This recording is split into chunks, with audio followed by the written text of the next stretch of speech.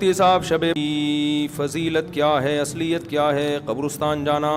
دیکھو شب برات کے بارے میں میرے آڈیو بیان بھی موجود ہیں, ویڈیو بیان بھی موجود ہیں. چند سال پہلے جب میں ویڈیو بیان نہیں, میرے آڈیو آتے تھے, اس میں میں نے حدیثوں کے نمبر کے ساتھ, پورے ترجموں کے ساتھ, پوری سندوں کے ساتھ شب برات سے متعلق جتنی حدیثیں ہیں 15 شعبان سے متعلق تمام حدیثوں کی سندیں, ان کی سندوں پہ بحث, پورا ایک علمی بیان ہے آڈیو. وہ آج بھی یوٹیوب پہ موجود ہے. آپ لکھیں شب برات مفتی طارق مسعود آڈیو بیان یا اولڈ بیان, تو آڈیو بیان آئے گا. پوری سندوں کی, راویوں کی ایک ایک نوک پلک کو اس میں درست کر کے پورا ایک علمی بیان ہے. تو شب برات کے بارے میں آپ کا کانسیپٹ 2 اور 2 4 کی طرح کلیئر ہو جائے گا. سمجھتے ہو گیا نہیں سمجھتے؟ تو اصل تفصیلی بیان تو میرا وہ ہے, کئی سال پہلے ہوا تھا, میرا خیال ہے 2013 یا 12 میں ہوا تھا وہ بیان, آڈیو بیان ہے وہ. تو وہ آپ سن لیں پورے ایک ایک سند حوالوں کے ساتھ, کہ اس میں آپ کو پتہ چلے گا یہ 15 شعبان کی اسلام میں حیثیت کیا ہے. اس کا 2 منٹ میں خلاصہ پیش کر دیتا ہوں. پہلی بات, قبرستان جانا کسی صحیح حدیث سے ثابت نہیں ہے. ایک روایت ہے سند کے لحاظ سے انتہائی کمزور, اور اگر مان لیا جائے تو زندگی میں ایک دفعہ. ہمارے ہاں ہر سال جایا جاتا ہے, اور وہ بھی نبی چپکے سے گئے. ہمارے ہاں جتھوں کی شکل میں جایا جاتا ہے. تو یہ ساری بدعات ہیں. سمجھ میں آ رہی ہے بات؟ ایک تو وہ حدیث انتہائی کمزور ہے سند کے لحاظ سے, اس سے شرعی مسئلہ ثابت نہیں ہوتا. لہذا ہماری رائے یہی ہے کہ 15 شعبان کو قبرستان ثواب سمجھ کے جانا بدعت عمل ہے, اور ثواب سمجھے بغیر جانا بدعت کی تائید ہے. تو نہ جائیں قبرستان. سمجھتے ہو؟ نہیں آ رہی بھائی, ان کو رہنے دو.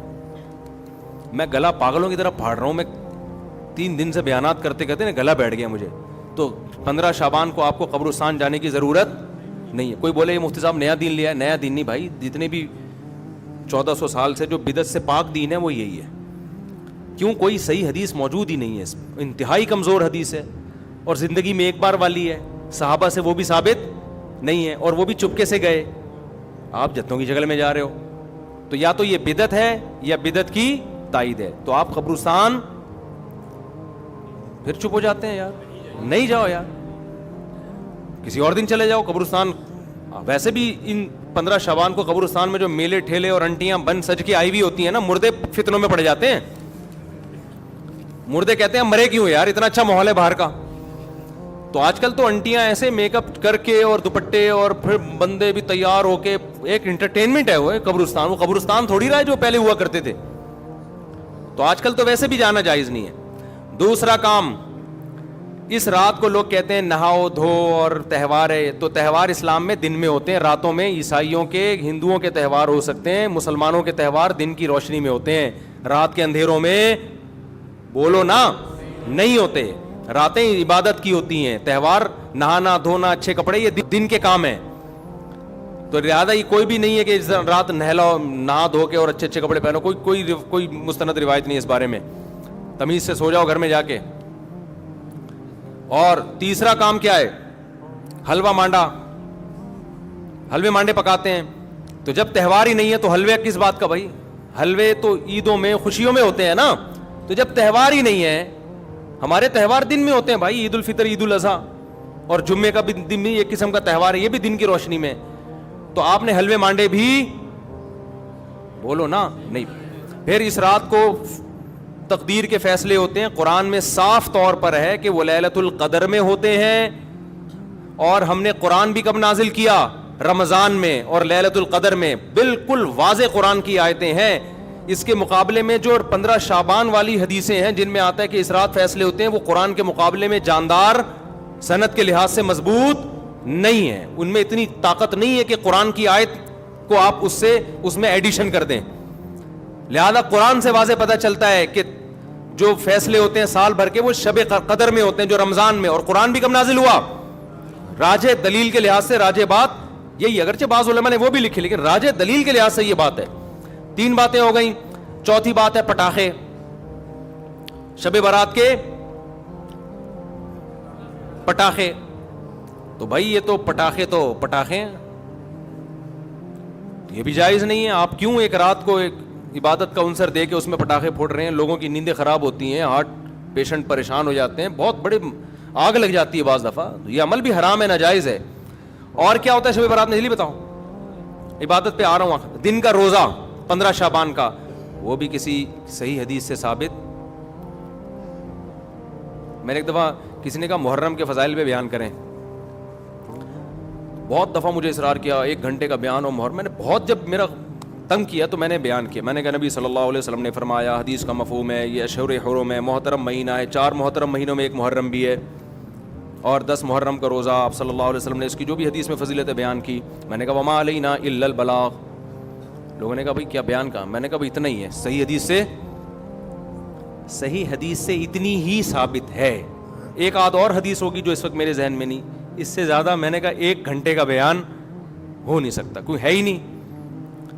تو آپ کی مرضی کی باتیں ہم نہیں کریں گے, ہم وہ باتیں کریں گے جو اللہ اس کے رسول صلی اللہ علیہ وسلم نے جس طرح بیان کی. خطابت کے جوہر دکھانے کے لیے تو 6 گھنٹے کا بھی بیان ہو سکتا ہے, لیکن اگر آپ نے وہ بات کرنی ہے جو اللہ کے رسول نے بتائی ہے تو جتنی بتائی ہے اتنی ہی آپ کو پارسل کرنی پڑے گی. اپنی طرف سے پارسل کرنے کا ہمارے پاس انتظام, ہم کمپنی ہوتا ہے نا, بعض کمپنی ہے پیک کر کے دے رہی ہوتی ہیں, وہ KFC والوں کو کہتے ہیں وہ جو کمپنی کی پیکنگ ہے وہ ہم آپ کو دیں گے, اپنا شاپر ہمارا الگ تھیلے میں رکھا ہوا ہے, ٹھیک ہے نا, اس کے لیے الگ آرڈر دینا پڑے گا آپ کو. تو اگر اللہ رسول کی بات ہے تو بھائی اتنی ہے. تو اس لیے 15 شعبان کا جو روزہ ہے وہ بھی کسی صحیح حدیث سے ثابت بولو نہیں ہے. اور کیا رہ گیا, جلدی کرو, اب وہ شادی بھی ہونی ہے ان کی, بھائی آئے ہوئے ہیں نا. اور کیا رہ گیا, رات کی عبادت کی طرف آتا ہوں میں. اور بھی اور کچھ ہے, بس یہی ہے نا. پٹاخہ, قبرستان. پٹاخہ جب بھی بولتا ہوں, میری چھوٹی بچی ہے نا بڑی شرارتی, اس کا پٹاخی کہتا ہوں میں اس کو, ایسے پٹاخے کی طرح نا پھدکتی رہتی ہے ایسے. تو بچے بڑے اٹریکٹیو ہوتے ہیں یار, گھر میں بچے ہوا رکھا کرو, بچے گھر میں رونق ہوتی ہے. تو ایسے وہ اس کے ہوتے ہوئے شب برات کے پٹاخوں کی ضرورت ہی نہیں ہے ہمیں. تو ایسے بچے ہوتے ہیں نا, ایسے کھیل رہے ہوتے ہیں, کلابازیاں, چھوٹے 2-2.5 سال کے بچے. ہم تو بچوں کو دیکھ کے دل چاہتا ہی نہیں کہ یہ بڑے ہوں, چھوٹے زیادہ اچھے ہوتے ہیں. تو پٹاخہ یہ ناجائز ہے. حلوے مانڈے, میٹھا ویسے ہی اسلام میں کم ہے یار, تم میٹھے پھوڑ کے اپنے آپ کو. اور تیسرا کیا ہے, میٹھا کم کیسے, لوگ حدیث پہ کے لحاظ سے اشکال کریں گے, پھر کسی وقت اس کا جواب دوں گا. تیسرا ہے نہانا دھونا, صاف کپڑے پہننا. اچھے کپڑے تو ویسے ہی صاف پہننے چاہیے ہر وقت, لیکن اسپیشلی اس رات میں کوئی فضیلت نہیں ہے.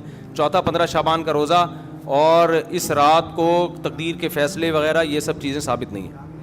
ہاں اب جو ہے عبادت ہے یا نہیں ہے, تو جمہور کے نزدیک اس میں عبادت کی فضیلت ہے, لیکن بعض محققین اس فضیلت کے بھی قائل نہیں ہیں. تو اختلافی مسئلہ ہے, اجماعی مسئلہ نہیں ہے اس رات کی عبادت کی فضیلت. لیکن بہرحال جمہور چونکہ قائل ہیں. اس کے دلائل کیا میں پہلے بتا چکا ہوں کہ میں پورا آڈیو کلپ ایک ریکارڈ کروا چکا ہوں حدیثوں کے ریفرنسز کے ساتھ, راویوں کی سندوں اور بحثوں کے ساتھ. تو بہت ساری حدیثیں, اگرچہ کوئی بھی حدیث صحیح نہیں ہے اس کے فضیلت کے بارے میں, لیکن تعدد طرق کی وجہ سے بہت سے علماء کے نزدیک درجہ حسن کو پہنچی ہوئی ہے. تو لہذا کرنے کا کام یہ ہے کہ اگر کوئی کرنا چاہے تو بھائی عبادت کرے. تو اللہ سے امید ہے کہ اس کو اس رات میں عبادت کا ثواب دوسری راتوں کی نسبت زیادہ ملے گا. بعض حضرات اس کے قائل نہیں ہیں. ہاں اب عبادت کا کوئی خاص طریقہ منقول نہیں ہے کہ یہ پہلی رکعت میں یہ اتنی دفعہ پڑھو, دوسری رکعت میں اتنی دفعہ پڑھو.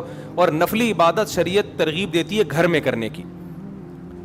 افضل کیا ہے کہ گھر میں عبادت کی جائے. اب اگر آپ سمجھتے ہیں گھر میں دل نہیں لگے گا تو پھر مسجد میں آ جائیں, لیکن اجتماعی سطح پہ مسجد میں جماعتوں کی نمازیں قائم کرنا, اجتماعی قرآن خوانیاں کرنا, یہ تمام اعمال بدعت ہیں. تو اگر آپ نے عبادت کرنی ہے تو چلو کسی بہانے عبادت کر لو, تو اس میں یہ ہے کہ انفرادی کرنی ہے, بہتر ہے گھر میں کی جائے, نہیں تو مسجد میں کر لیں آ کے.